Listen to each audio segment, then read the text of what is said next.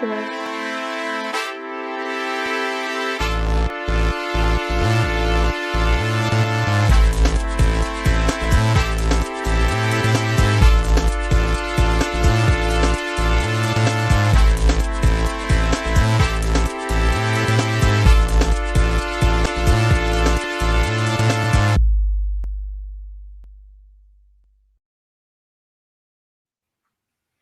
Hello, everyone, and welcome to the Mack Flash 5, the show where we like to list our top 5 favorite films featuring.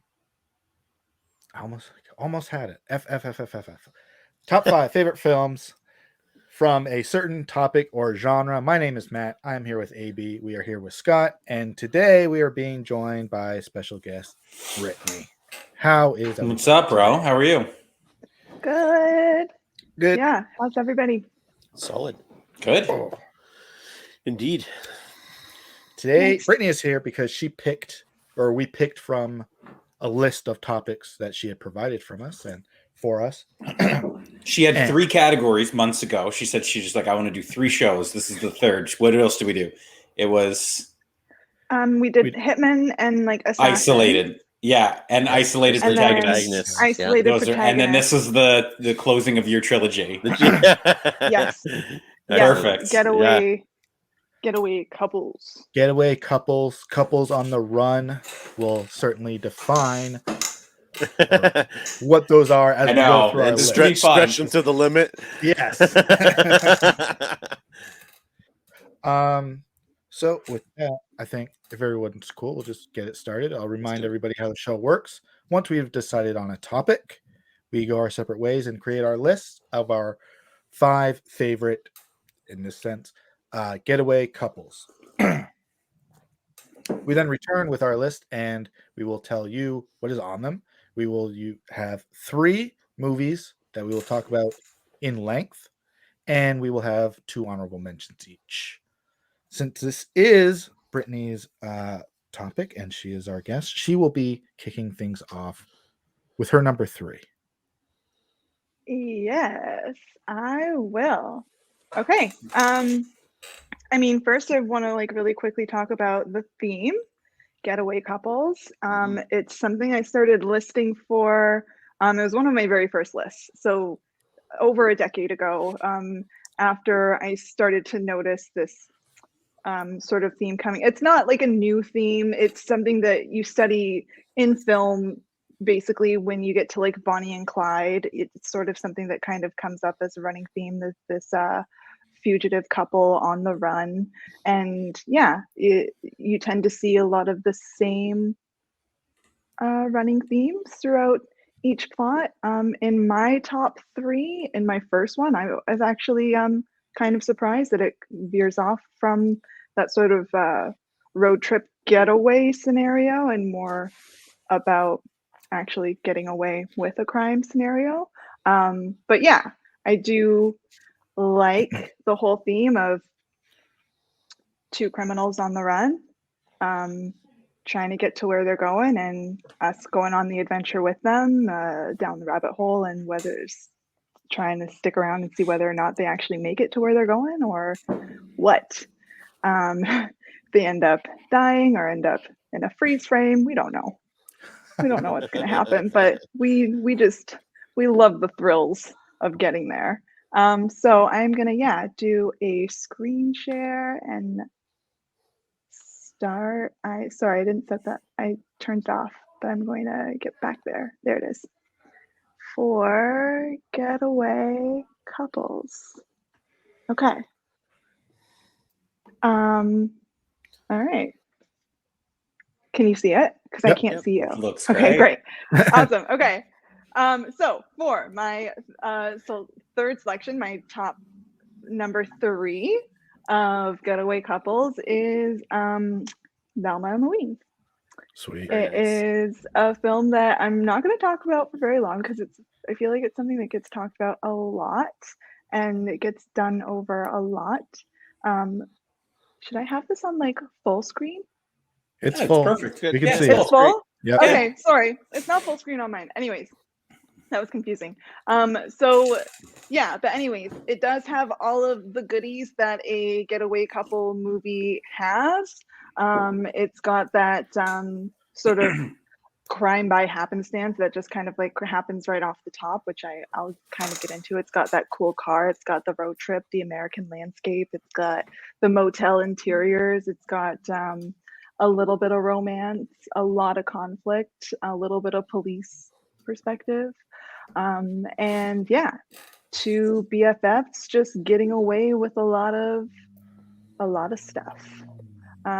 So Thelma and Louise are two best friends, as I said, who decide to get away for a little mini girls trip for the weekend, as Thelma is a bit of a cooped up housewife who is married to, I guess he is the asshole of all assholes. This is Christopher McDonald, I'm pretty sure, who plays this character. And yeah, he's just a very unlikable person and not the greatest guy to be married to. And so she decides to try and get away with her girlfriend Louise. And so she plans a trip. They get in the car, they go, and on the first night that they are out and having a great time, and Thelma is letting her hair down, yeah, she makes friends with an unlikely stranger who gets a little way too friendly with her, and things escalate and get a little rapey. And Louise steps in because she happens to be toting a gun, and she murders the mother for what he was doing or about to do, and yeah, she serves them. And from that point forward, nothing is the same. You kind of, get the hint through the movie, and as they get to know each other more, like bond more, that this is not Louise's first encounter with this kind of violence. And yeah, you can start to understand why she kind of like did the things that she did. And yeah, it just kind of like spirals into this road trip and this sort of like, I mean, they don't mean to start a crime spree, but it kind of just goes to like beyond the point of no return after like they're sort of like in this recovery mode. They've got like Louise's savings, like her boyfriend is gonna come like bail them out and like bring her their savings. They're gonna like make it to Mexico and try to get away, but like they happen to pick up a hitchhiker who just happens to be Brad Pitt. And so, I think maybe that's this one. Yeah, there we go. So this is a dynamite heat check performance. This is Yeah. a Rushmore. Of all time. This started his career. This is a great, yeah. Yeah, this is it. This is the moment of moments that I came across this video essay that I don't want to go too crazy into it, but yeah, in this moment he changed a lot of people's minds about what it was to be manly and like romantic and adventurous and all of those things. And yeah, and it was like one of his very first roles in a movie. And yeah, it's what brought him to his stardom. I think he got like a lot of really great attention after that. Anyways, Certainly. There's Brad. He really changes Thelma's perspective on what it is like to be with a man, because I'm pretty sure she was only ever with like her husband back home. And yeah, he pulls the wool over their eyes. And I mean, like, he really shows her a good time, but then he runs off with Louise's life savings. So they're totally screwed. And yeah, now they're just two fugitives with absolutely like no money. And yeah, no hope left, I guess. And yeah, this is the turning point. This is the point of no return. This is when Thelma like really takes control of the situation, and this is where they really start to go on the crime spree and like encounter a cop and end up like locking him in the trunk of his car, and they end up pulling over a trucker who is just being lewd and grotesque on the road and blow up his truck for fun. So that's always great. I think that's one of those scenes there. And then of course, on their way to Mexico, I've completely neglected to like talk about the Harvey Keitel policeman side plot, which is like its own thing. But yeah, he's a really sympathetic policeman who just wants to like bring them in and like listen to their story and like probably help them build their case, because it was probably like a really shitty situation to be in. And like but Louise has a past and she doesn't want to catch up with that, and she doesn't want it to catch up with her, and so she feels the need to run. Thelma doesn't want to go back to her life, and so they decide to run, and the police intercept. You can say they don't make it to Mexico, but we can't really say. You don't know. Well, you it's don't know where one they of land. One of the most famous things they don't about really this get movie. caught either. I mean, it's pretty hard to spoil it. I think most people, even if they haven't seen it, know the famous ending of this movie. It's exactly. It's been parodied so many times. Exactly. In my research of image searches, there was definitely a gridlock of like at least 9 different widescreen scenarios of people reenacting the Thelma and Louise ending. Yeah. So I'm not going to glorify that. I am just going to end it there. We know how it goes. That is just my number 3, and like we've got like a whole show to go. So yeah, I'm just checking over my notes. I'm pretty sure I got to everything. We did talk about Brad Pitt. Just a little extra screen time, and then I'm ready to pass it on to the next one. That was my number 3, Getaway Couples, Thelma and Louise. Check it out. That's awesome. That's like an important movie. Mandatory. Of course, female empowerment. Obviously, women love it because of strong female characters. Came out in 1991, same year as Terminator 2. So you get Linda Hamilton in that. You get these ladies as well too. And it's kind of at a time when Hollywood's more self-aware on better female parts. And this is one of the big ones for it. So that's obviously a great choice. Thank you very much. And we haven't talked about the two ladies, but Susan Sarandon's great. But man, I mean, we've talked about her on the show a few times. Gina Davis is every single time Gina Davis shows up in a movie, I'm just like, I'm here for it. And she's got a better role in it too. I mean, obviously Sarandon is the better arc, but I mean, everybody wants to play the fun second, and that's Gina is more memorable because she gets to do all the cool shit. Yeah, and I mean, but that's what I mean. She's fantastic. She's perfect for that role, and I just wanted to give love out to Gina Davis as always because she's amazing.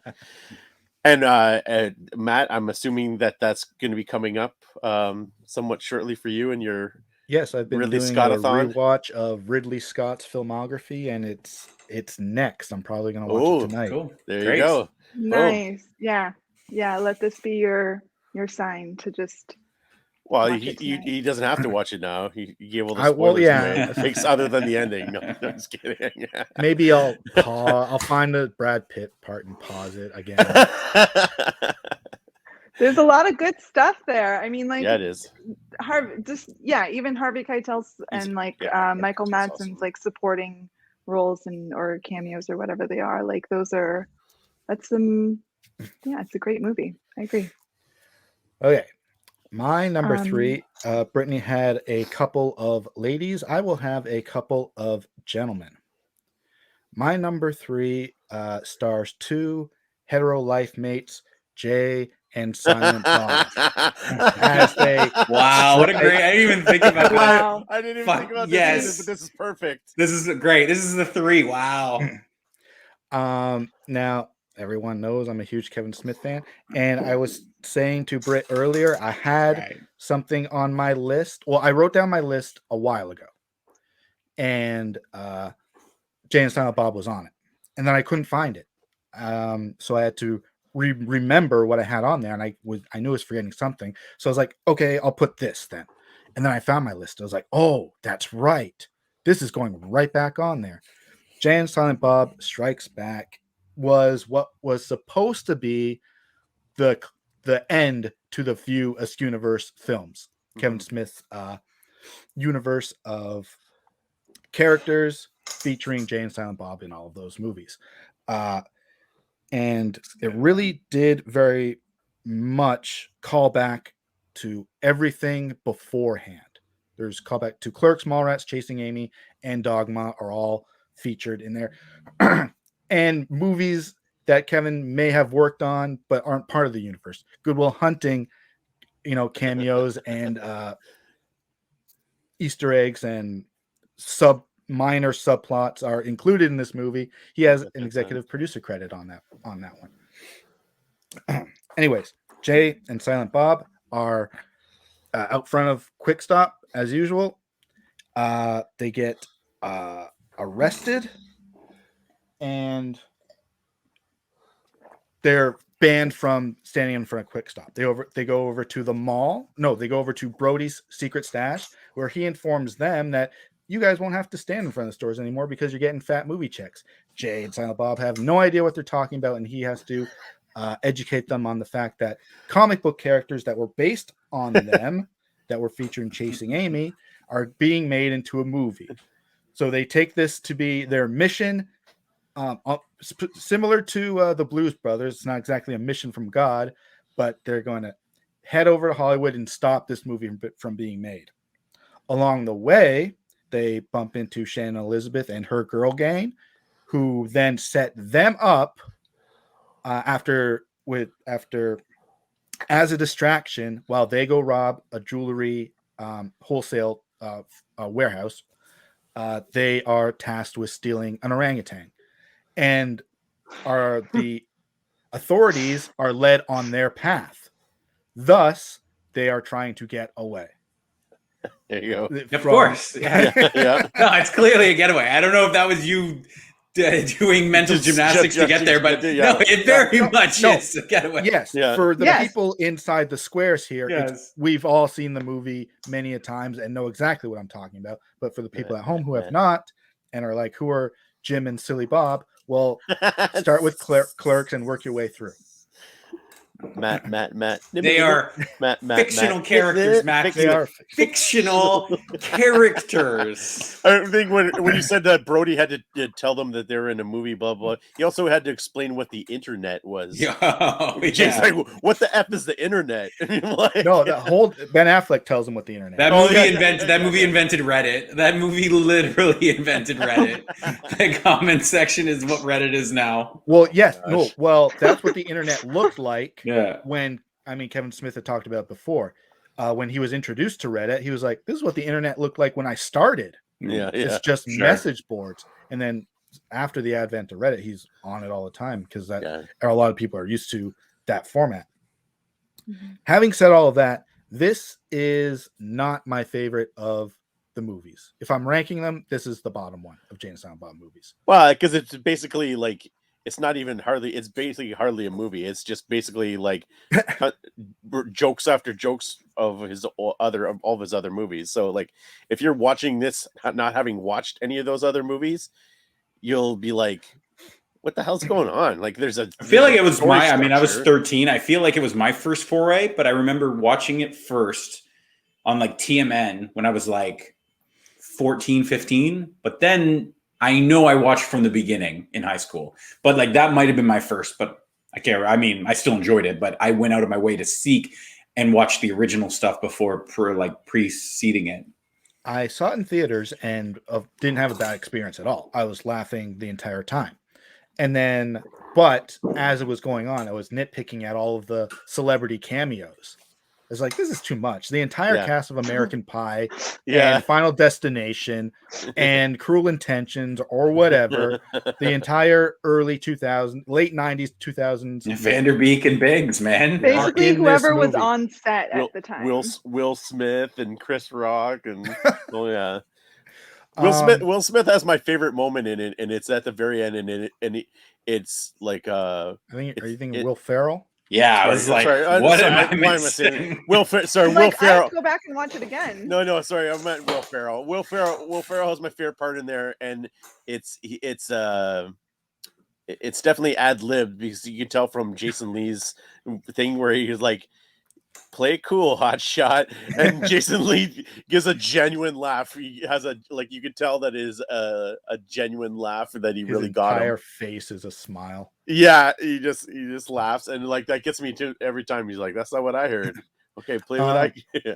Then it was later explained, I think, by Kevin Smith himself on one of his podcasts that it was kind of a dirty or rated R Muppet movie, and those movies have celebrity cameos galore. And I was like, you know what? Okay, I'm on board now.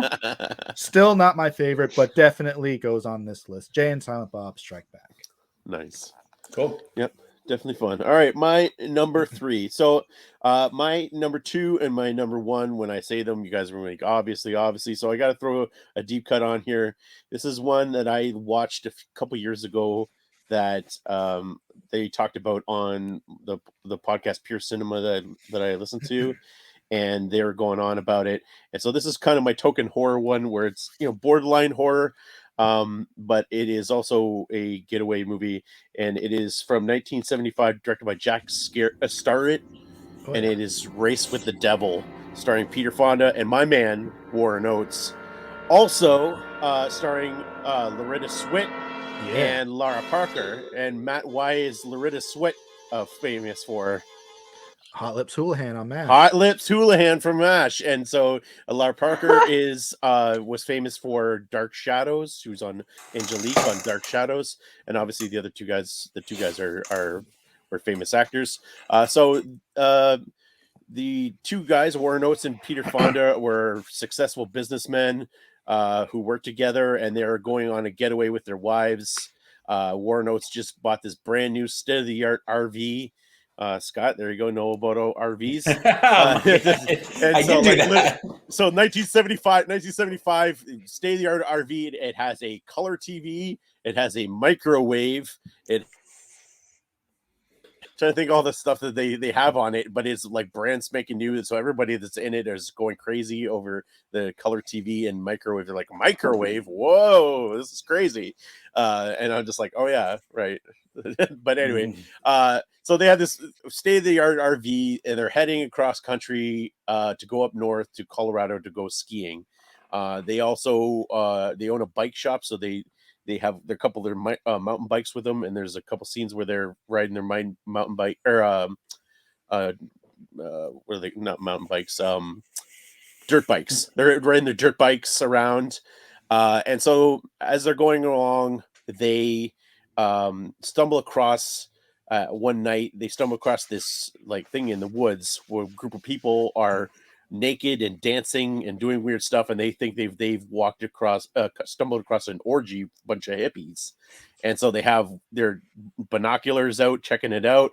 But what it turns out is a satanic ritual, and this movie is part of the satanic panic of the late 70s, and they witness this satanic ritual of a human sacrifice, and so this girl is murdered, and they sacrifice her, and one of their wives just happens to be coming up and makes some noise. They get the Satanists get alerted to their presence, and they now have to go on the run from the Satanists, and so the Satanists chase them across country. They end up stopping in the first town that they got to, and they meet up with this sheriff who's played by R.J. Armstrong, and he seems fishy. There's something fishy about him. Then they could tell right away something's weird about him, that he wants to go back to the site, and there's something goofy about him. And all along, they end up getting away from him.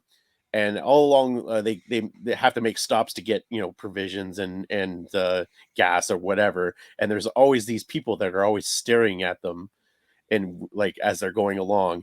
And so the Satanists end up catching up with them, and it's kind of like gets into like Mad Max territory where guys are jumping onto the RV and they're firing shotgun, the Pierre Fonda's firing shotguns at them, and like they're throwing, like, pouring gasoline into the RV and lighting it on fire, and stuff gets wild. It gets, like I said, it gets like borderline Mad Max, and it's actually like pretty action packed, and it's got a fantastic ending to it. I'm not going to give it away, but it's got one of those, great 70s endings that you don't expect, but it's fun. It's like a little bit of like paranoia, where they start suspecting that every town they go into, everybody's in on this thing, and sometimes they're right, sometimes they're not. It's wild. It's a wild ride. And like I said, this is on a podcast that I listened to, and they're raving about it. And they were right. And this is one of the ones where I was like, man, they were so right about this. I was very shocked about it. And I went on a Peter Fondathon after that and watched a whole bunch of Peter Fonda movies because of it. And so, this is probably the best of those ones I watched. But yeah, Race with the Devil, my number 3. Cool, man. Yeah. That reminded me of something, but that's a whole nother side chat. I'll tell you about it later. All right. It reminded me, and I think it's directly influenced Kevin Smith in Jay and Silent Bob Reboot when they come across the Klan meeting. Oh, that's right. Yeah. Is that like, okay? Is that like where Klan meetings are like parodied from? Like that movie? Maybe. In other movies and stuff? No, because the Klan's been around long before that. No, I just mean, like, is there a scene in that's like the reference for it? But oh, no, I'm not sure directly. Just the burning, the fires, and the because the ritual itself. That's what all this is. And then there's another scene later on where the thing lights up, like a cross lights up, and they're like, "Oh crap!" Cool. Yeah. Okay, I'll swing it around to my number 3, guys. So we made this list long ago, probably sometime in the spring. So I've had a chance, and really my 5 have stayed the same. I had 3 honorable mentions that I was kind of fighting for, and I cut one out, and then I did recently flip my 2 and my 1, and we'll talk about that later. But my number 3 was always my number 3, and it was a movie that I wanted to use on a list earlier. I just didn't know where it could fit. There was a few that we've done that maybe. But as soon as we talked about Getaway couples, I was like, oh, that's perfect. Now, these aren't a couple. I'm going to kind of tip my hand on each with the art that this is 2 males, and they are, in fact, brothers who are on the run from the law. And I am talking about 2016's neo-Western, modern, dusty, dirty Texas bank robber movie, Hell or High Water.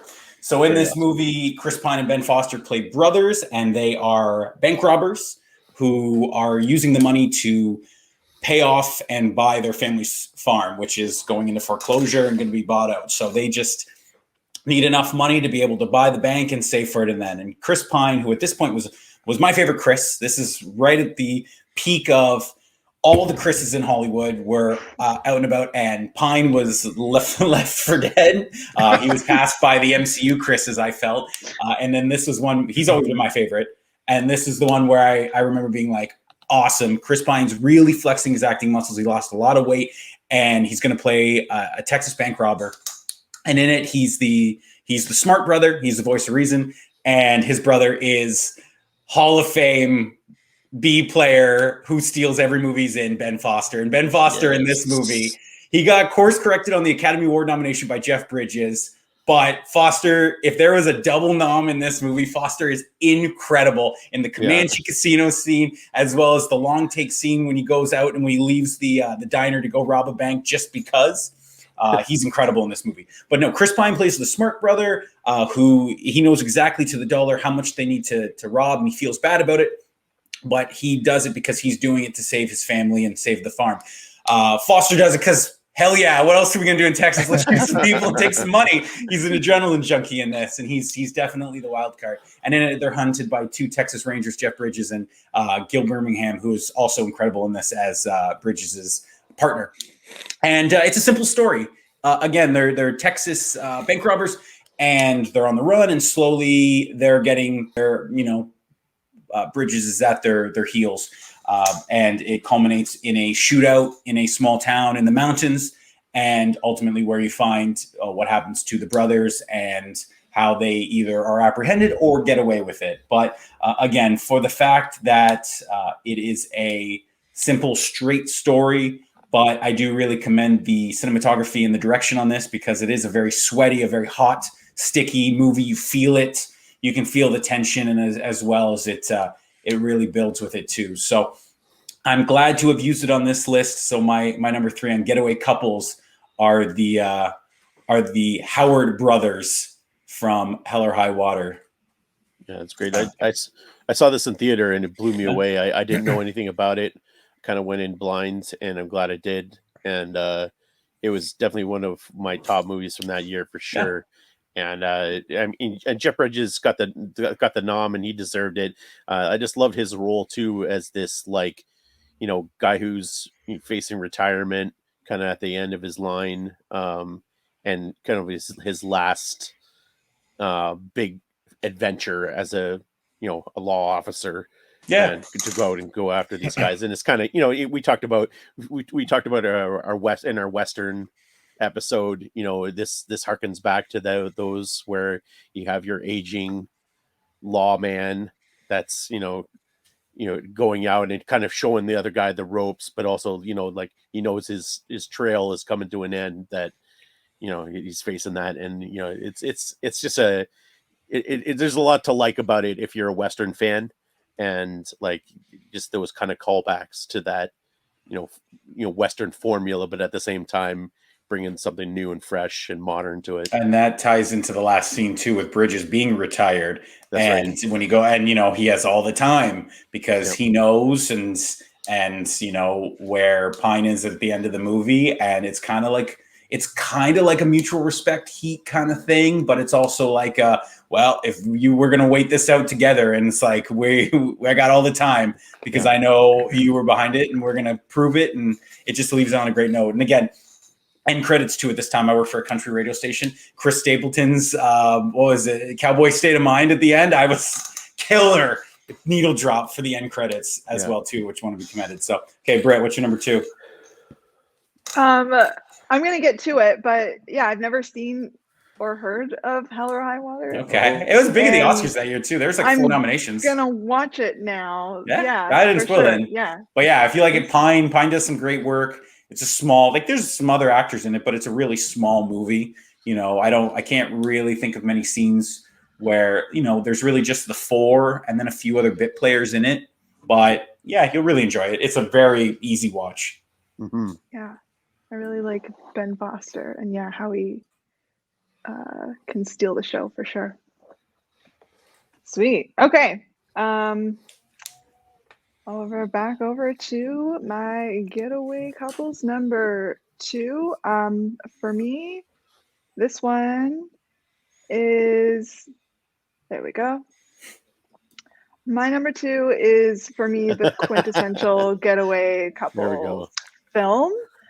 This is probably the one that really made me go, oh, this is sort of a trope. This is more than just Bonnie and Clyde. This goes it has evolved since then in so many ways. And one of my favorite movies of all time, of course, directed by Tony Scott, written by Quentin Tarantino. When he was first starting out, starring Patricia Arquette and 90s heartthrob Christian Slater, featuring many, it's an all-star cast. I couldn't even write in all of there's going to be a lot of names that I forgot and that I'm not going to remember, and I'm sorry.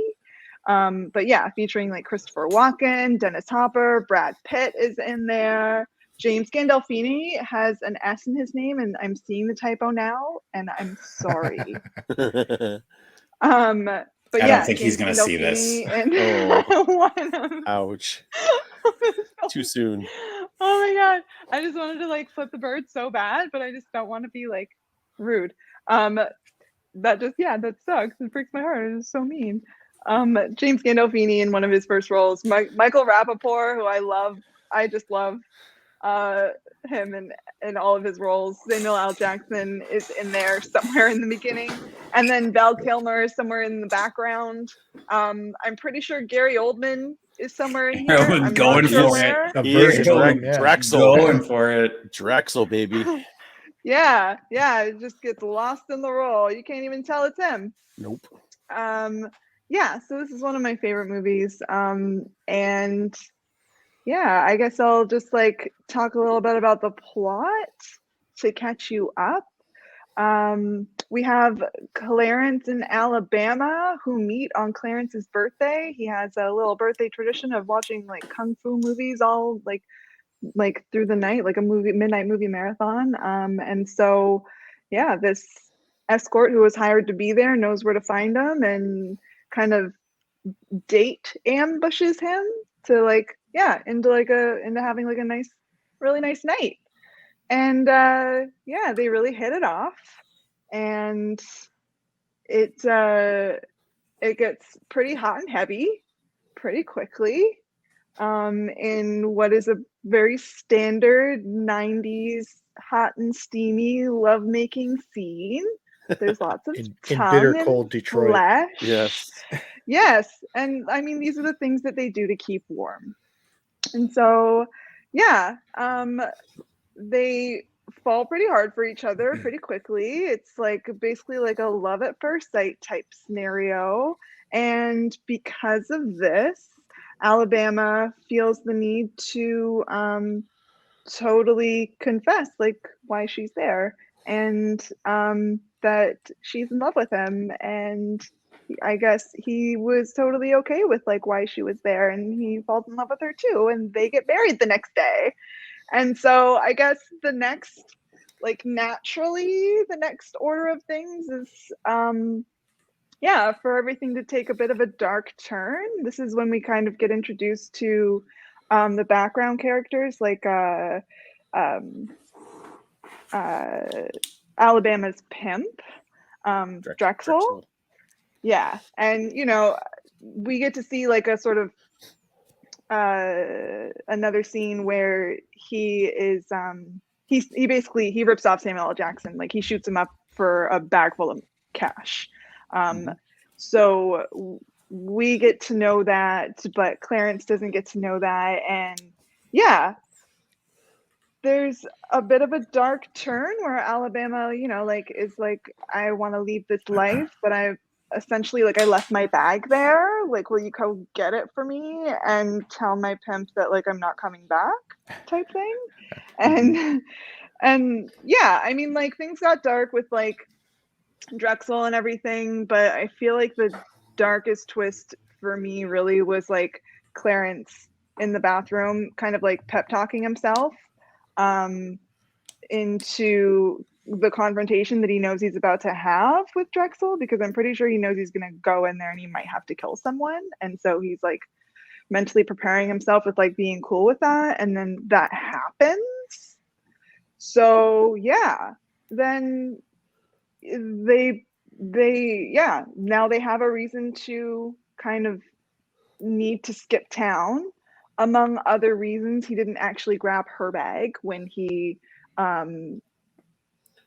stopped by her pimp's place to confront him and murder him. He actually grabbed the bag of cash that he had stolen, that the pimp had stolen. Coke. You guys, it's a suitcase full of cocaine. That's right. They need to. How could I? No, this is yes, the Coke. It is the Coke that the Coke deal that went bad. And so they need to turn that into cash. They need to liquidate it. So what they do is essentially they bring it to where they think that they can sell it as quickly as possible, which is Hollywood. But yeah, there's a lot of really great Coke stuff flows like Evian. That's right. Yeah. And so yes, it wouldn't be a movie with all of these plot twists if he didn't leave some clue behind for whoever was snooping around for them to be able to actually chase them. So yeah, Clarence dropped his driver's license at the scene of the crime like a doofus, and James Gandolfini found it. And so now the people who are looking for their coke are looking for Clarence in Alabama, who are driving across the country to LA to sell the stuff for cash and start a new life together. Yeah, it really sucks because they stop over to see his dad on the way, and that kind of gives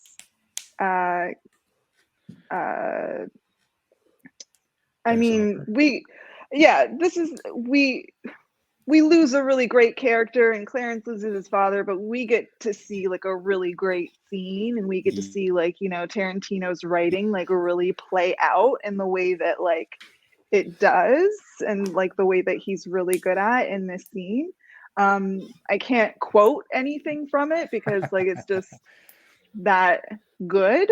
You have to see it for what it is. And yeah, it is its own thing. They really very much like steal the show. It's its own like mini episode within the film. And it's very good. Anyways, yeah. So these two are like on the run. Oh yeah. What I really wanted to talk about was like the blonde bombshell. I just love Alabama. She's iconic. She's gorgeous. Yeah. She's just like this super bubbly, colorful, I feel like Southern. I'm feeling the Southern charm. Yeah, kind of girl who's super strong and like super capable and just fun loving, and just yeah, you fall in love with her as quickly as Clarence does. And yeah, you get to watch her like do some really badass shit, and you get to see her survive through a lot of things. And I really enjoy that about this film.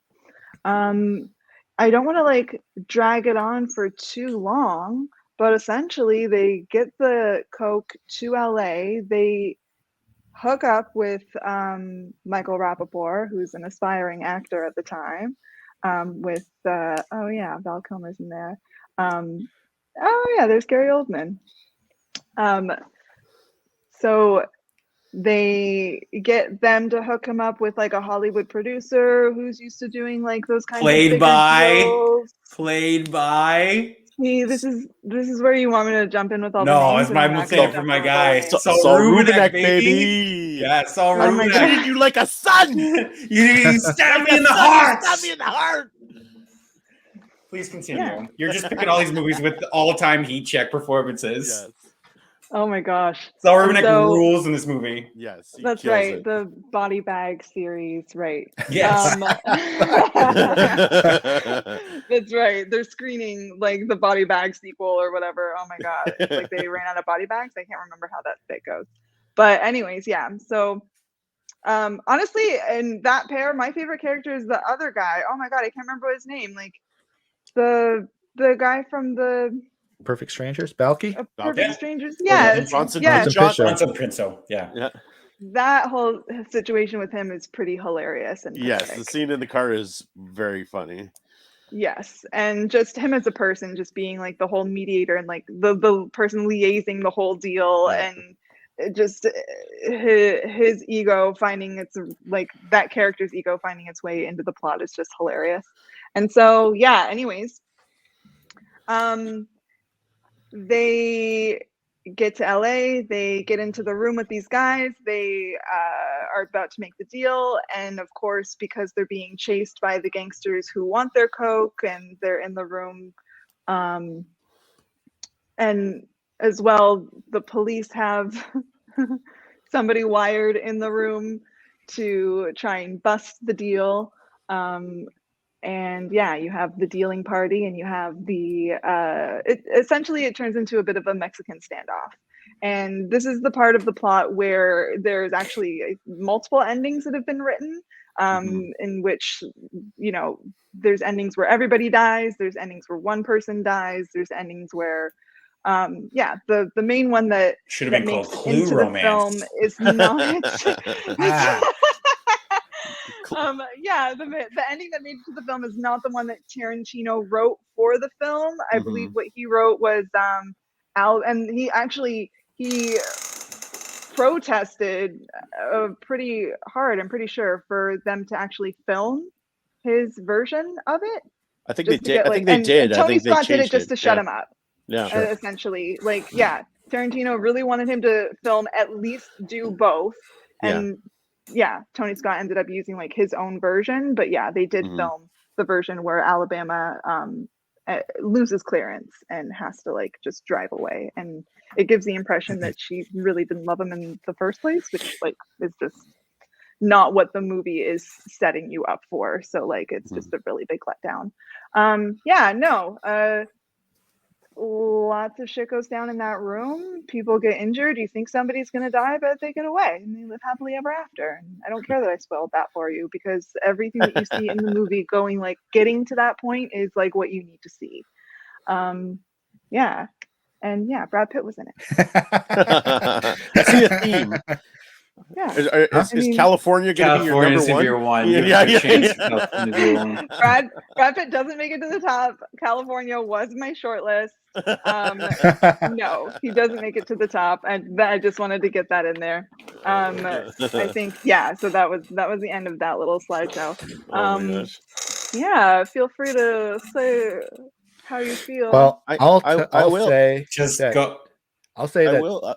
True Romance is also on my list. Yeah, why did you guys just pipe in and all do it together? Also on my list. I'm sorry. You guys should have just gangbanged that together. You let her go 18 minutes by herself. You guys should have just had one big conversation. I'm going to throw my little bits in. Yeah, you know what? You could have totally interrupted me. I honestly was just like, I'm just going to say all the things that I can remember, because I know that those are going to be the things that I liked the most. You know what? Before, I pass it off, I will say the thing that I liked the least, and it's that little jangle. That little jangle, like right from the opening credits and like through to the end of that like xylophone score. Yeah, score. Man, that's Hans Zimmer. I love it. It's I do too. It's my alarm when I wake up. Is it really? Good for you. Yeah, Hans Zimmer's You're legit, So Cool. I'm with you, Matt. I legit love it. I think it gives it like it gives it like that kind of levity where you're dealing with a lot of, like you said, they're dealing with a lot of like really heavy stuff, a lot of brutal stuff. The scene with James Gandolfini and Patricia Arquette, where he like literally beats her to death, almost beats her to death, and she ends up killing him. That's a tough scene. So to have those kind of like light scenes where you have that kind of like, light music and stuff, I think that helps to alleviate that. And I love that music too. So, and I didn't mention, one of my notes, because I deleted my notes by accident, was just, there's something we can't just ask him to do this, but I miss the days where like Tarantino would like write for another director. So what happened was those combinations of just, him being able to like do all of the writing, but for Tony Scott to take it over and actually push through the movie and like have like a full throttle like plot and like just keep pushing through the plot, whereas Tarantino tends to like he likes to sit still in some places and like really draw it out. He had the two scripts. He had Reservoir Dogs and he had True Romance, and he gave them both to Tony Scott and said, make which one you want, and I'll make the other. Help me make the other one, basically. But nice. By selling True Romance, he got paid. To make Reservoir Dogs, exactly. Dogs, yeah. And so, that it made the most sense. I feel like, totally. For him and the script ending with Alabama without Clarence was written because either the next one would have been Natural Born Killers, and that would have continued Alabama's story, and in Reservoir Dogs, a character Alabama is mentioned by Harvey Keitel. Yeah. So I think there would have been some kind of Alabama trilogy that he had in his mind. Cool. The scene between Dennis Hopper and Christopher Walken is amazing. Yes. And so happy that, you could assume that Quentin wrote that and none of it got cut. And I remember hearing stories about the Dennis Hopper monologue. He speaks to Christopher Walken about the history of Sicily and why their complexion is so much darker. Quentin Tarantino grew up in Hollywood, in California, in a very black neighborhood. and several guys that he would call uncle would come and tell him stories, like Black history stories, and that was one of them. So when he showed he screened that for his neighbors, and the guy who told him that story got up, is like, I told Quentin that stuff. He was so proud to add to Quentin's education in terms of history, I guess. Yeah, it's a great. And all of our educations. Yes, that's true. Yes, absolutely. Right. Okay, my Matt, number two is the token Spielberg watch. It's his feature film debut as a director, The Sugarland Express. I knew this was going to be on your list. I watched this. It went instantly right on my list. As soon as we decided on the topics, like, okay, well, that's going on there. It's number 2 and not number 1. It was number 1 just based because it's Spielberg. So it's number 1. And then I rewatched it. And it is not his best movie. I mean to say at all. It's good. It's a good movie, but it's boring. It's a pretty boring movie. You sound like me. It's my 2, but it's not good, guys. I do this all the time. Goldie Hawn plays a former hairstylist or cosmetic attendant. She's just gotten out of jail, and she, after being released, she discovers that her child is the welfare department has taken her child and put him into a foster home, and she's having none of that. So she goes to the men's prison where her husband is 4 months away from being released and breaks him out. It's a very minimum security prison. All she does is change his clothes and they walk right out the front door. They hop into a car with an old couple, and they're maybe 5 minutes away from the prison. And since the old man driving won't even approach the speed limit, a cop pulls them over. And Goldie Hawn freaks out. She's like, they're gonna get us. She hops into the driver's seat and steals the car, drives away. The cop follows them. There's a quick chase, which ends in a small car crash. The cop goes to check their status, and that's when Goldie Hawn steals his gun, and they've kidnapped a cop in a police car. And that's when the movie becomes the OJ chase. It takes 2 days, and it is a slow speed chase. And I fell asleep. I woke up. They were still chasing. And along the way, they make stops and have a little bit of fun. And there's a couple of jokes in between. But every Texas law enforcement officer is in this chase. And as they hit each little town, the townspeople want to get involved and follow along with them. At one point, they become folk heroes, and the whole plan is their plan is to drive to the house where their child is being housed in a very loving family. And they're going to walk up to the front door and say, "Give us our baby back, please." Obviously, probably by gunpoint. And they're going to get back in the car and drive to Mexico and live happily ever after. And they just can't or Goldie Hawn specifically cannot come to grips that won't happen. That's her plan. We're going to go get the baby, head to Mexico. William Atherton plays her husband. And for everyone who has seen Ghostbusters, he played Dickless in Ghostbusters. And he also plays in Die Hard. He plays the jerk reporter in that one as well. He plays the jerk reporter in Die Yep. Hard. So they get to the house, and they get into a fight. She shoves him out of the car. Go in there and get our baby. The cops have set a trap. As soon as he gets close enough, they shoot him. He manages to get back to the car. They drive about another mile or so before he succumbs to his injuries, and the cops catch up to them. He's dead. She's fine. Their cop hostage is okay. And there's a little scroll of text saying that she did get her baby back after she served 15 months of a 5-year sentence. She got her baby back, and she, I mean, kind of, I guess, in as far as her story is concerned, got exactly what she wanted. And in researching, I discovered, and no, it says at the beginning of the movie, it's based on a true story. Mm-hmm. If you go to like Wikipedia, it's a small blurb where the story is essentially the same. The characters' names have changed. Nice. But Sugarland Express, the Spielberg pick for this list, is my number 2. It's a good pick. I remember the beginning of it very well. Yeah, I watched it like years and years ago when I did the whole like I need to fill in my Spielberg gaps and watch Duel and that and yeah, I mean it's semi forgettable other than a few things, but it's good.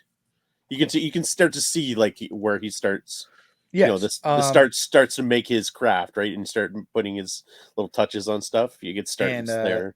Janusz Kaminski being the DP doesn't hurt at all because he's brilliant. Sure, of course. Okay, my number 2.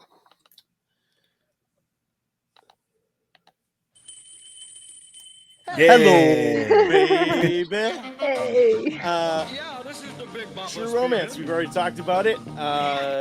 I won't talk about it much more than get into. I get a couple shout outs there. The 2 cops that are kind of in charge of the sting operation with Bronson Pinchot. I want to give shout outs to them. That's Tom Sizemore and Chris Penn, and some more heat check performances.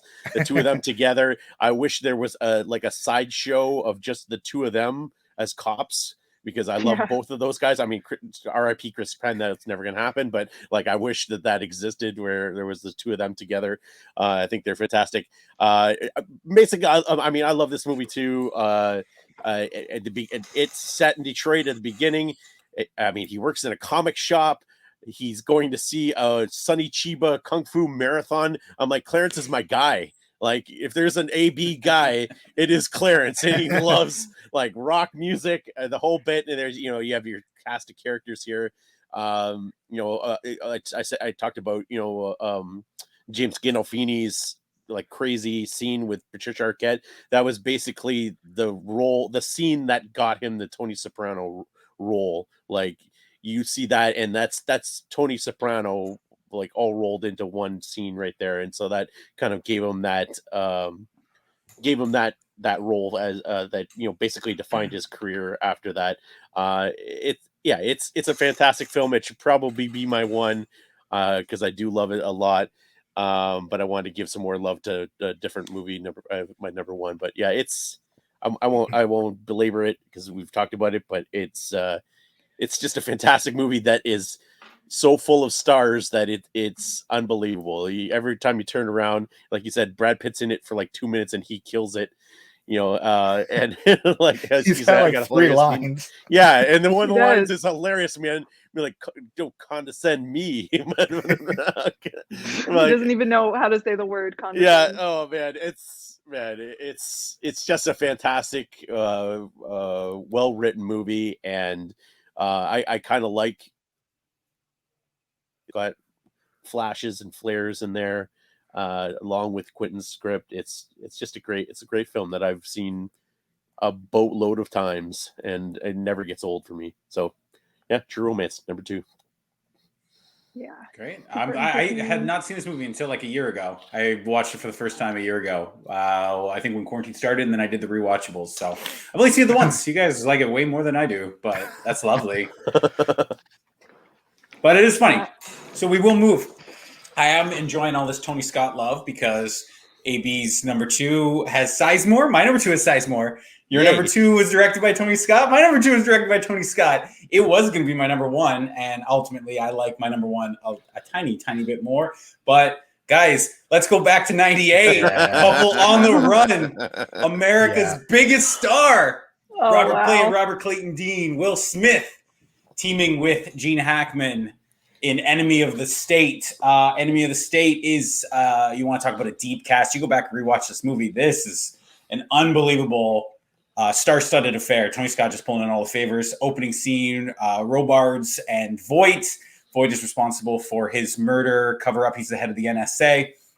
There's a little footage film shot by a birdologist, Jason Lee, who captures the murder and the cover up. Ultimately, that videotape finds its way to Will Smith's high-powered lawyer attorney in Washington, and he has no idea why, but the NSA is now tracking his movements. This movie, being ahead of its time, basically is a commercial for the Patriot Act, which would follow like 5 years later. And in it, there's they track all his movements from his computers and his laptops, and I think at the time it's his pager. Maybe he has a cell phone, but in it, there's a smear campaign going on for his reputation. His ex-girlfriend, Lisa Bonet, is found dead, and he's got to figure out who is setting him up for that, repair his relationship, and in doing so, he crosses paths with Gene Hackman's character, Brill, who is the seasoned vet. And this is just a classic formula that I love and gravitate to in films. Is the older veteran actor kind of handing it off to the younger apprentice actor. It came up with The Color of Money a little bit ago. I also had Spy Game on my list recently as well, too, and The Mentors. It was great for that. But this is very much a two-handed vehicle between them. Once Hackman comes in at the hour mark and kind of shepherds and teaches Will Smith's character, how to fight back and use the technology against them in it. But again, as far as it for the couple on the run, it's the two of them teaming up to go against the NSA. And is the third act kind of silly when he puts John Voight in a room with Sizemore, who's like a mob boss, and then kind of pits them against each other, kind of tying up all the loose ends? Sure, but it's Tony Scott's direction. It's Tony Scott when he's becoming like big budget action Tony Scott, like hyper super cuts and like ground floor stuff. And he's really putting a lot of technology into his stuff, and he's really flexing his muscles in it. And like I said, guys, late 90s Will Smith is the biggest movie star of all time for me. And then you go back and rewatch it again too. It's a fast paced movie, and it really buys into those like formulaic Hollywood, shot of editing. So number 2, Couple on the Run is Gene Hackman and Will Smith starring in Tony Scott's 98 Enemy of the State. I love this movie. Of course. I do too. Yeah. It was one of my dad's first DVD purchases. When you have like Jerry Bruckheimer as your producer, you really can't. I don't want to say you can't go wrong, but those were the first. Hell yeah! It was Jerry Bruckheimer, like at least 4 or 5 movies that were the first ones my dad bought for DVD. So when we got this, I watched it repeatedly. I thought it was fantastic. I love espionage stuff to begin with. And that movie might be one of the reasons why. Yeah. And then in doing research, you find out that don't steal my Coppola bit. And then you find out a little bit that Brill's character is a pseudo sequel to The Conversation. And in it, that's one thing I found out as well too. And I revisited The Conversation in high school. Coppola writes about, and Hackman plays a character who doesn't trust, the CIA and the NSA, and they're tapping his calls and all that stuff. And it's not the same name, but it's kind of like a spiritual pseudo cousin / sequel / could be the same kind of character. He could be the same guy. Could be. It's the same face. They use and his it's the same picture photo. From The Conversation as his ID from the so past. It's great. I wish Hollywood did more like that. So absolutely. I saw this movie in the theater, and I'll say in this, it might get a rise out of this guy, but this is easily my favorite Will Smith movie. It's not even close. It's great. It's where Will Smith, you're right, because he is coming off a lot of gimmicks. He was very gimmicky at the start of his career. And this is his first one without the training wheels. And most of his roles too, he's playing the same kind of like Will Smith thrown into a role, whereas this is, him, not playing that same kind of typecast role that he played, where funny. The very funny kind of like the damn, no, dog, like that kind of stuff. Like where he's all the roles before that, like that was, but I know, of course, he got rid of all his gimmicks. Yeah, so like all those were in his previous roles. This is the one where I feel like he's taking it seriously. And I mean, and to be fair, like all those previous roles, they probably said, here, Will, do your thing. within the constructs of this movie, whereas he's playing a role in this like humongous movie. You're talking, you're talking Tony Scott, you're talking Jerry Bruckheimer producing it, big budget. It's a huge movie. So this is where I was like, when I saw Will Smith, I'm like, okay, like here he is doing. And he runs the gamut of emotions. He's got to go through marital problem with Regina King, who's his wife. Yep. He's got a little bit of flirting with his side girlfriend, a little bit, and then he's the wide-eyed sheep. What's going on? I don't know what to do. And then again, Hackman shepherding him, and then it's kind of like in the way Tom Cruise took on that Edge of Tomorrow role, where it's like, okay, he's gonna get to Tom Cruise at the end of the movie, but he's gonna go through a little bit of a training to get there. It's like Enemy of the State, because at the end, he's kind of like, he's in position and he's kind of the slick and he's putting it all together, and he is Will Smith at the end, but he does a lot on the journey to get there. And you're right, I get it. For not the average Will Smith fan who just wants to see, I have this high too. It's probably my top 5. So yeah, this is one of his better, and this is when he takes the next step. So yep, for sure. Of course, cool. All right, on men's honorable mentions. On men's. So that was on in my note. It's always on men's. It just feels like very onward. Okay, cool. Yeah, honorable mentions. Boop. First for me is Some Like It Hot. Amazing. I love it. This one it was one of those things that wasn't on my short list. I had to just think about the movies that just kind of fell to the wayside, and this was one of them. And so these two men get away with a little too much in this movie, and it's just classically hilarious. It is very fun. Stands the test of time. I will always enjoy a little bosom buddy romp of two guys in drag. Not even drag. They're full on pretending to be women, which is just what it makes it feel just so much more entertaining and hilarious. And the iconic Marilyn Monroe role. Of course, and Marilyn Monroe, and everything that she is in that film. But for sure, these are the two that get away with stuff. I could go on forever. I'm just gonna move on. And Wild at Heart, directed by David Lynch, which. When I saw this, these just spoke volumes. Nobody else likes this movie. Oh, I don't know. Somebody might love it a lot. I just feel when I saw this and saw that it was written and directed and made in 1990, and I was blown away. I realized that Tarantino totally ripped off a lot of ideas from this movie. Why did Tarantino rip off? No.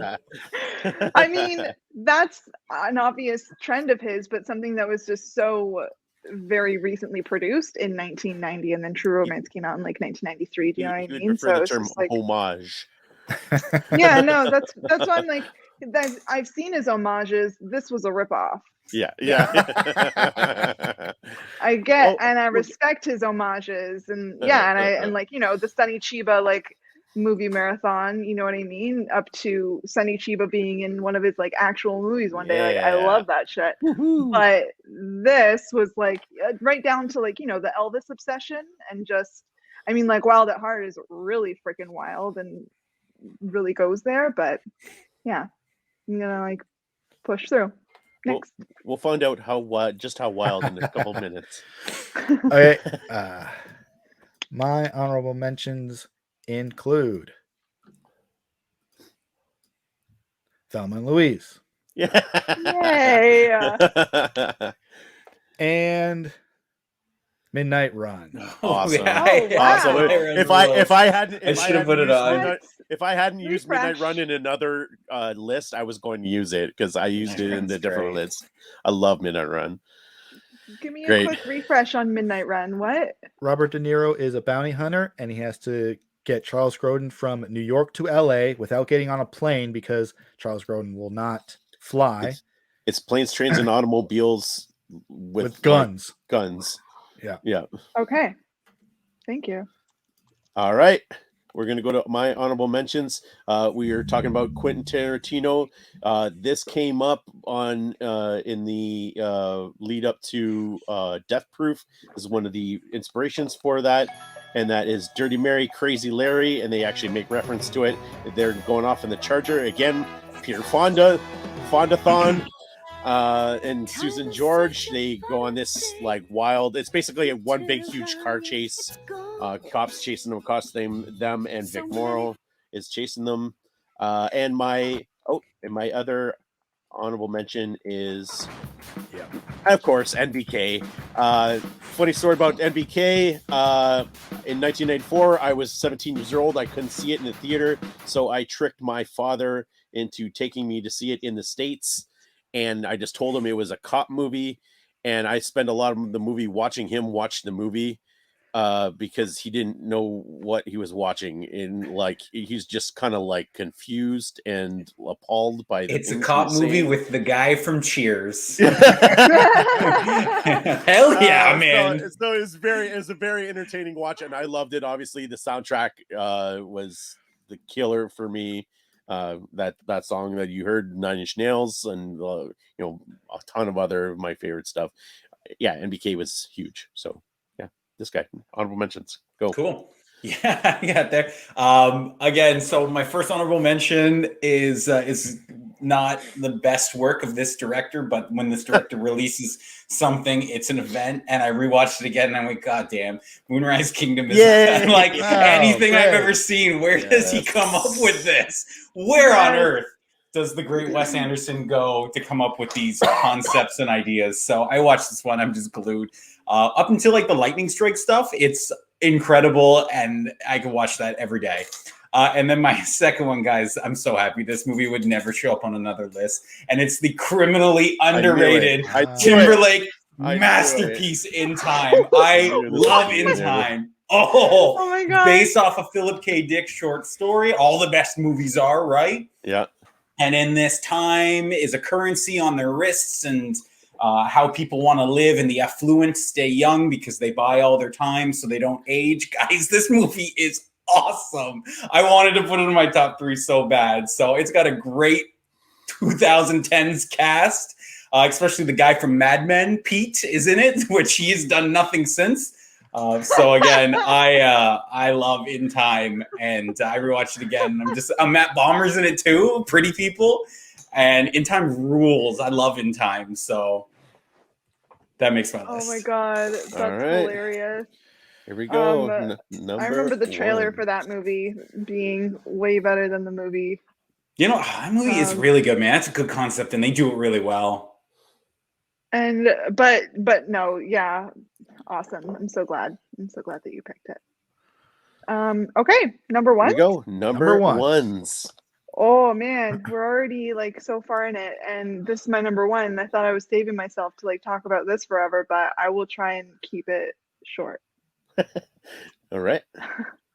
My number 1 was unexpected for me. It's American Hustle. And yeah, it was one of those things that I was going through my movies and I was like, yeah. I worship this movie. Please tell me how it's a getaway film. Bradley Cooper in this movie is everything I aspire to be. So please tell me how it's a getaway movie. These are my final notes about Bradley Cooper in this movie. He's so gross. I watched the movie when he's listening to baseball, eating chicken, and then when they go to the disco and they're dancing, I'm like, this is what I would be in the 70s. Yes. But again, it's your movie. Bradley Please Cooper, continue. I don't know how it's a getaway film. Please tell me how it is. Eats where he shits. And yeah, he's so gross. But the movie is amazing. I love this movie.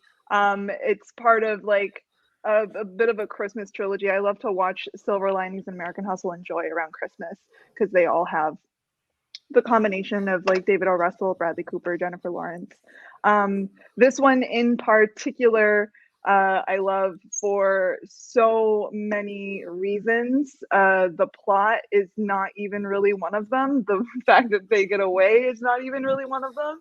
It is fully the fact that it is, I mean, it's David O. Russell, it's Amy Adams, and it's and that's Matt. I know Matthew hates Amy Adams. I don't know why. This is Exhibit A. No, stop of it. them. Is this Exhibit A? I figured, okay, whatever. I'm myself, Amy Adams, David O. Russell, we're all birthday twins, not born the same year, but born the same day of the year, August Cool. 20th. And so, yeah, I hold them both like close. Mine's to John heart, Voight, like, and he they was in come my number together. 2, so that's fun. There you go. And so, yeah, there's just a lot of energy that I gravitate towards, especially with Amy Adams, because yeah, I'm more of a fan of her work than all of like David O. Russell's work. Before I move on, this also stars Christian Bale, who's of course pictured here, Bradley Cooper, Jennifer Lawrence, Jeremy Renner, and many more people playing many different caricatures in this film. And yeah, there they are. There's all the all-star cast. I just wanted to start off with that awesome hair shot. But yeah, plot aside, like this is it's another like couple that kind of like falls hard for each other and they become like partners in crime like very quickly. And yeah, they get wrapped up in an FBI stint and have to sort of use their con artistry in order to implicate politicians and making dirty deals as they try to expand in New Jersey, Atlantic City. I'm pretty sure it's all based on a true story. It's all in the Wikipedia. What I like it for is the music. I like it for the hair. I like it for the costumes, and yeah, I had to put the costume director, the costume, what is that? Designer? What's designer? Thank you. Costume designer, Michael Wilkinson, who doesn't really stand out for me in very many other, like he's done a lot of other work, but like this is for me, there's nothing comparable to this in terms of like being just so like era rich. Yeah. And just, of course, Amy Adams, like it's mostly like all of her outfits that I'm just absolutely in love with. And so we're just going to do like a little Amy Adams slideshow. Unbelievable there. Okay, see, this is my point. Cleavage does not make you a good actress. She's good in it, though. She's good in it. She's like a femme fatale in it. Her and Cooper are electric. So much range. She plays two characters. See, my gripe in this movie is Jennifer Lawrence. Because Jennifer Lawrence is dialed up to 11 for like the sake of just being dialed up to 11. And I hate that Jennifer Lawrence is like a mother and she's like looks 23 in the movie. Like she was miscast. And I get it. She was the number one actress in the world at the time, but she should have been like 10 years older, the actress. But so my problem with this movie is J-Law. I put up a picture of Bradley Cooper just to like soothe you. Do you have Cooper and CK? And of course not. No. That for me, my favorite part of this film is, of course, when he just beats that guy in like his face and bashes his head in with a telephone because he doesn't get to the end of that story, which is honestly the most infuriating bit in the whole movie. Like I can't stand it. But anyways, yeah, this is just a really good example of like how far they went with the hair, like, just like going all the way with like giving him the little perm and doing little curlers and everything. And I 100% agree with you. At the time, I was fully on board. I was very much under the Jennifer Lawrence spell as she was like up and coming.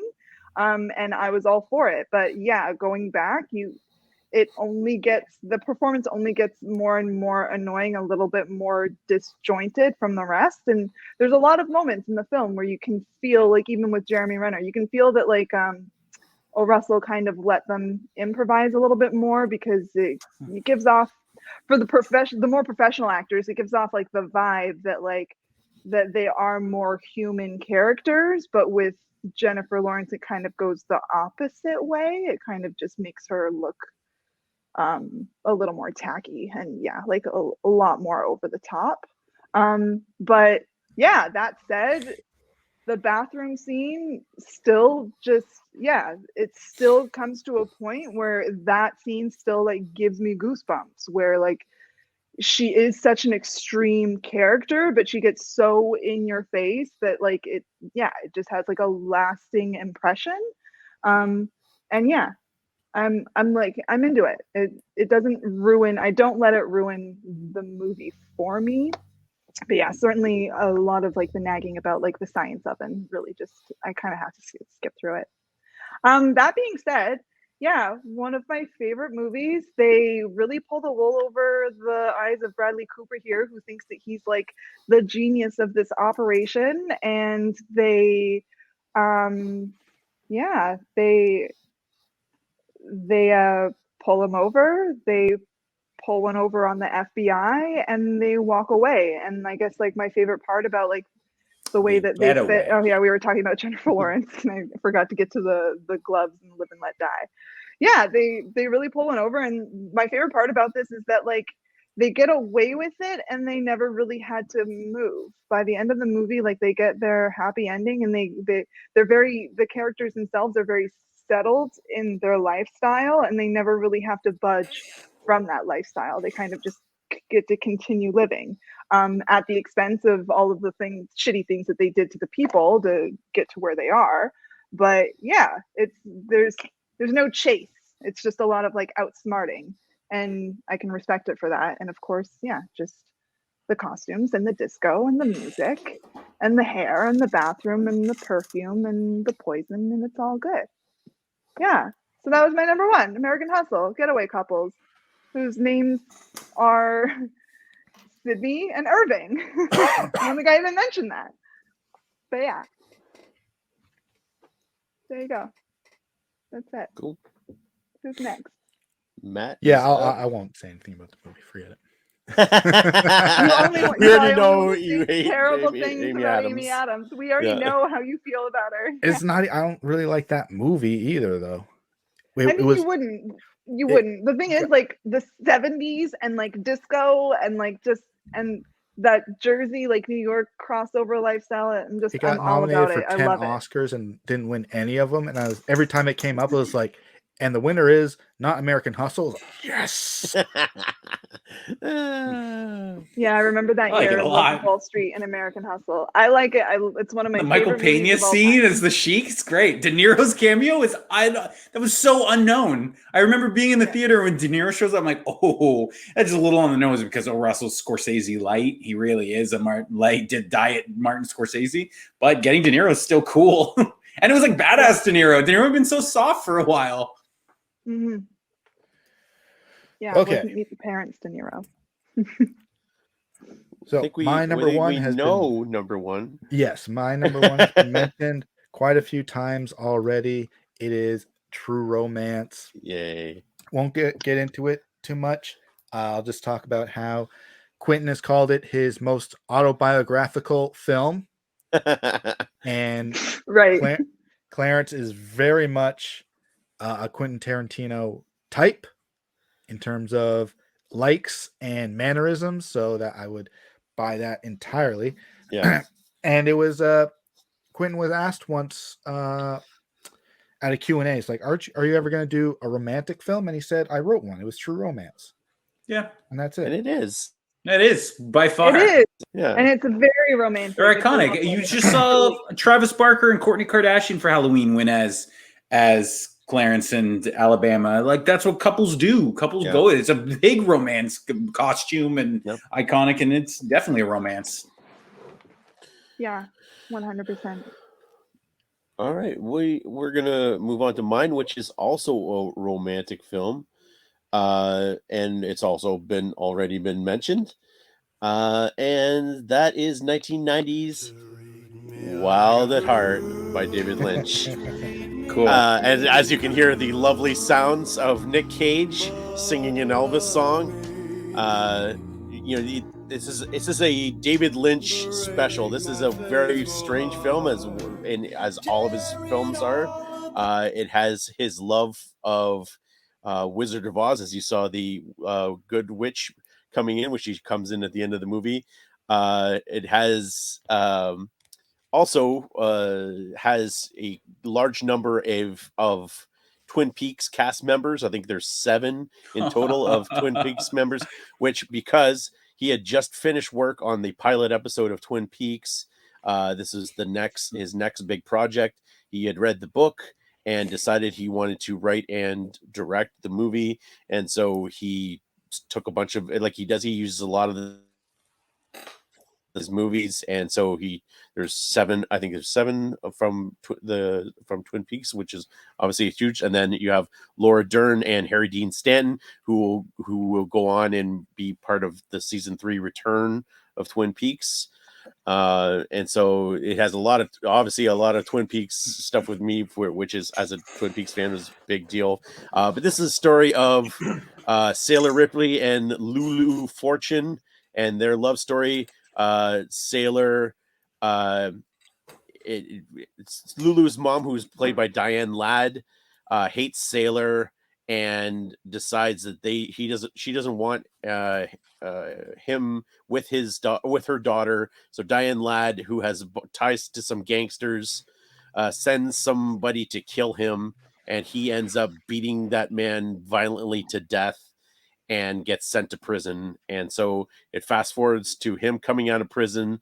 They hook up again, Lulu and Sailor, and many racy sex scenes in this movie. Actually, Laura Dern broke her no nudity clause specifically for this film, and because she trusted David Lynch in his vision.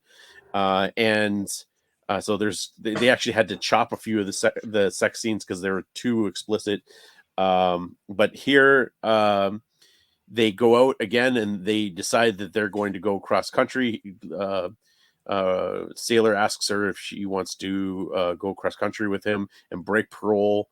And she says yes. So they start heading out. And so Diane Ladd sends not one, but 2 different gangster guys. Basically, well, I guess Harry Dean Stanton isn't really a gangster, but she sends Harry Dean Stanton, and then she sends Santos, who is very much a gangster, after them to bring them back and to kill Sailor. And so a lot of crazy stuff ensues, including them meeting up with Mr. Willem Dafoe in one of his crazier roles, which is saying something. This is Bobby Peru, and you can see him by his false teeth. And throughout the film, they have close-ups on his false teeth, which are atrocious. And he is a sleaze bag of all sleaze bags, and so he's got a heat check performance. In again, this is David Lynch, so all the characters in it are wild and crazy.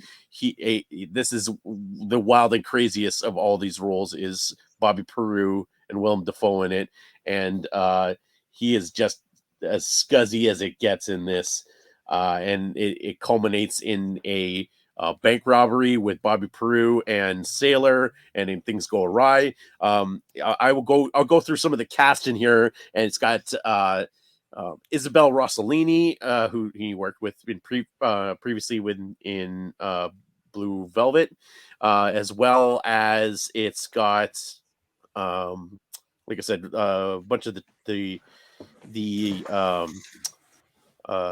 Twin Peaks characters. But there's tons of people that show up. She tells a story. Lulu tells a story of Dell, and it is played by Crispin Glover in a very strange scene. Crispin Glover has a weird scene there where he does a bunch of crazy stuff, and it's just got a ton of people that maybe weren't as known now, but you know after the fact. And so when you're watching, you see all these guys pop up. It's just a great romantic film, and there's a great chemistry between Laura Dern and Nick Cage, and apparently before they went out to shoot, the both of them decided to go on a Vegas trip together to become acquainted, and apparently they became very acquainted, and so the chemistry in this film is a result of that, and it shows. They have amazing chemistry together throughout this film, and you can feel the love they have for each other. And I guess they had pet names on set and stuff for each other, which is, it's cute, but it just makes for a fun film that, it fits into David Lynch's portfolio of being this weird, out there kind of film. Also won the Palme d'Or at Cannes. to mixed booze and cheers, led by Roger Ebert. Roger Ebert hates this film and hated this film at the time, and he was Our a guy big Raj. advocate. Yeah, Raj can suck it. Raj hates horror movies, so Raj. Can Yeah, Raj doesn't like gore. Raj likes plot. Yeah. So, I this is not one of my absolute favorites of his, but I love his full filmography, and this is a great one of his mid to top tier echelon stuff. Like I really like it, and like I love the Wizard of Oz Elvis stuff, and also throw in and they go to a heavy metal bar and watch a heavy metal band play at one point, and they're dancing to metal, which is, I'm like, okay, yeah, this is great.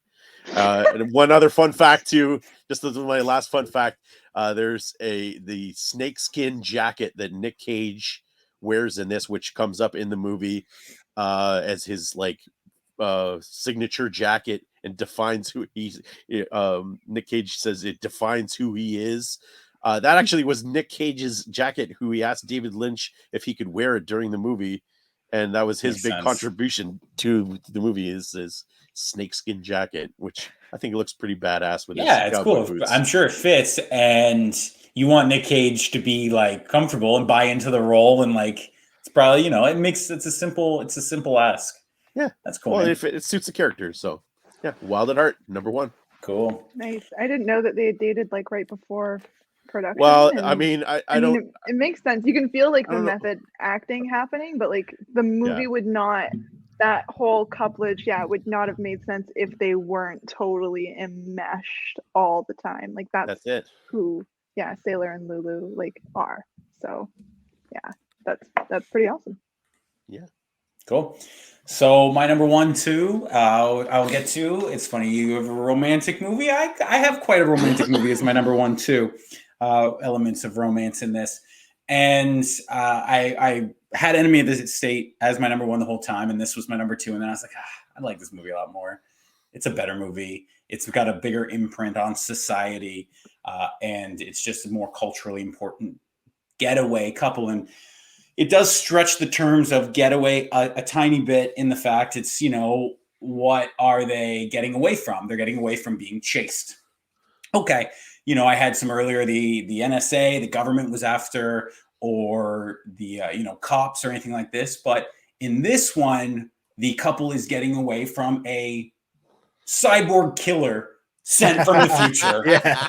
So, guys, I'm not going to mince words. My number 1 getaway couple movie is 1984's The Terminator, directed by James Cameron. This is so funny. I pondered on putting this on my list. Okay, good. I thought this might have been met with a little. Qualifies. This is by far my favorite slasher film of all time. It is an incredible movie which spawned numerous sequels, an entire universe as well, to comics, television shows as well, and then the career next level for one Arnold Schwarzenegger. We all know the story. Skynet sends, from 2029, they send back a T-800 model to kill Sarah Connor before she can give birth to the leader of the human resistance after, cyborgs had taken over the planet. And in doing so, the resistance sends back Kyle Reese, played by Michael Biehn, Beanhive. Where are we at? And in this, he goes back to protect Sarah Connor. And again, like I said, so Arnold plays the T-800, and his mission is to assassinate all the Sarah Connors that he can to prevent, because one of the Sarah Connors will give birth to John Connor, and Bean finds the real Sarah Connor and protects her, and they get away from the murderous rampage of the T-800. Wow, one of them does. One of them does, but like I said, but it fills the prophecy in his return. So like I said, not much needs to be said about this movie. It's an incredible, iconic movie in its own right. It's Cameron borrows a lot from Carpenter. He wanted to make his own version of Halloween, and it's clearly manifested in this. And the sci-fi elements that he does, it's a very small budget, so he's playing within a sandbox in it, but the sci-fi elements work so well. And then this idea of being sent back, where does that fall in? It's a chicken and the egg situation you can discuss as you watch the movie too on the birth of John. Incredible scenes in it. The tech noir scene. All you got to do is say to people when you want to talk about that tech noir scene is one of the most rewatchable scenes in 80s films. This is at the perfect apex of what the 80s are, and it's a nice microcosm of that decade. You do get a lot of the fashions, the style, the music, the scene. It's a great encapsulation of the 80s in it. So my getaway couples movies couples on the run is the Terminator, my favorite slasher movie of all time. Awesome. Great Well, film. I don't think anyone's going to disagree on how awesome that movie is. That's a fact. Yeah, and I never would have. Yeah. I'm glad you didn't think of it, and I don't want to talk about the Yeah, I sequel's never its would own have thing. thought of it, but totally qualifies. Yeah. The sequel's its own thing, and then nullified because that's 3. I couldn't include it because the 3 are on the run in the sequel. Right. But in this one, it's a classic, and it is a love story, and they do connect, and it's great. And it's Linda Hamilton playing a very different character, playing the naive sheep, deer in headlights kind of damsel. But again, it's, she gains a little bit of confidence even at the end of this movie. Let's keep it just confined to this movie and, where she is at the end of this movie for her story. And again, going back, just the start of strong female characters, off the back of Ripley into Sarah Connor and into Thelma and Louise, if we want to tie it up full circle. That's going to do it for this edition of the Mac Flash 5, our top 5 couples on the run. Or what is it? The actual title is Getaway couples. Getaway couples. They get away with it. I would have got away with it. Or they end up in a freeze frame of some kind. Or they don't and they die. Either way, they're not going in. Nope. They will not be taken alive. Okay. That'll do it for us. Everybody watching, thank you for watching. Don't forget to like, share, subscribe. Give us your list of your top 5 getaway couples on the run. You saw our list. They don't have to be as exact as what True Romance is. I mean, it was on 3 of our lists. There's no denying it's probably the number 1 in most people's minds. Throw that one down. Throw anything you think qualifies and let us know what you think of our list as well. So, for AB, Scott, Brittney, my name is Matt. We will see you guys next time.